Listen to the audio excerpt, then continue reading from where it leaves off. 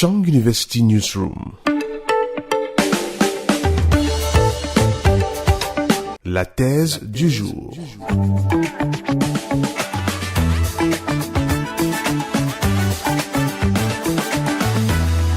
La question du maintien de l'ordre public et les groupes d'autodéfense dans l'ancienne région Bamileke de 1955 à 1971.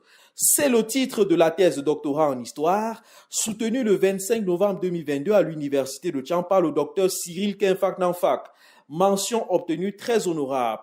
L'auteur a travaillé dans la commission mixte sur le rôle et l'engagement de la France dans la lutte contre les mouvements indépendantistes et d'opposition au Cameroun entre 1955 et 1971.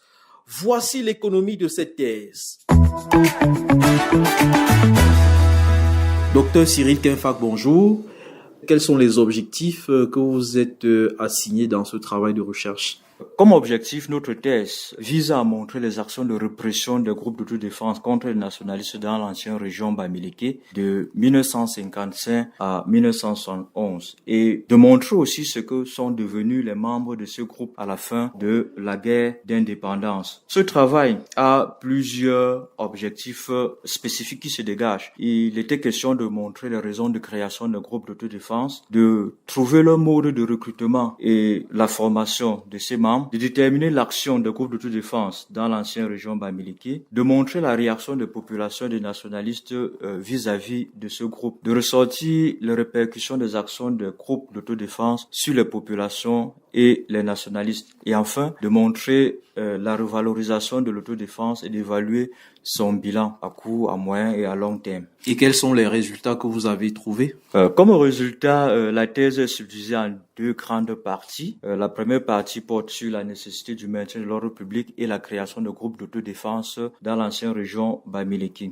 Dans cette partie, nous avons 4 chapitres. Il était question dans cette partie de montrer qu'à l'issue des événements sanglants de mai 1955 qui ont eu pour corollaire des troubles à l'ordre public, des UPCistes à l'instar de Nantia Victor et ses camarades ont organisé des maquis dans l'ancienne région Bamileke. Ils ont mené plusieurs actions de troubles à l'ordre public en organisant des réunions illégales, en menant de la propagande contre l'administration coloniale française, en distribuant des tracts, en intimidant les administrateurs et en menant des attaques de toutes sortes, sans toutefois oublier des pillages. L'administration coloniale a mené plusieurs actions de maintien de l'ordre. Il s'agit des actions indirectes, parlant des propagandes, des actions directes avec la création des camps de regroupement, des tournées administratives et la répression judiciaire, sans toutefois oublier des actions exceptionnelles avec la création de l'état d'urgence et la création des institutions de répression comme le CEDOC et les camps de déportation.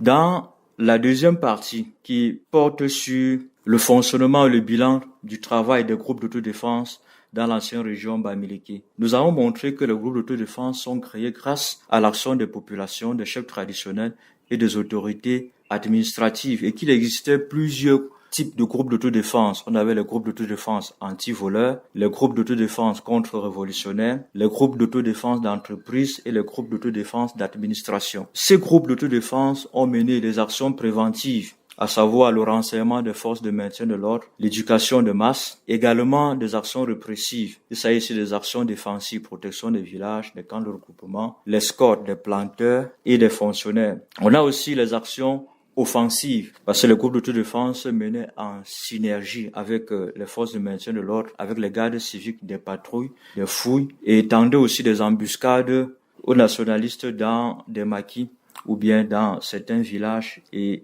des villes. Comme bilan des actions des groupes d'autodéfense, nous avons le ralliement massif des fauteurs de troupes, le peuplement des camps de regroupement et le retour à l'ordre public en 1971 avec l'assassinat du dernier chef historique de l'UPC à la personne d'Ernest Ouandié.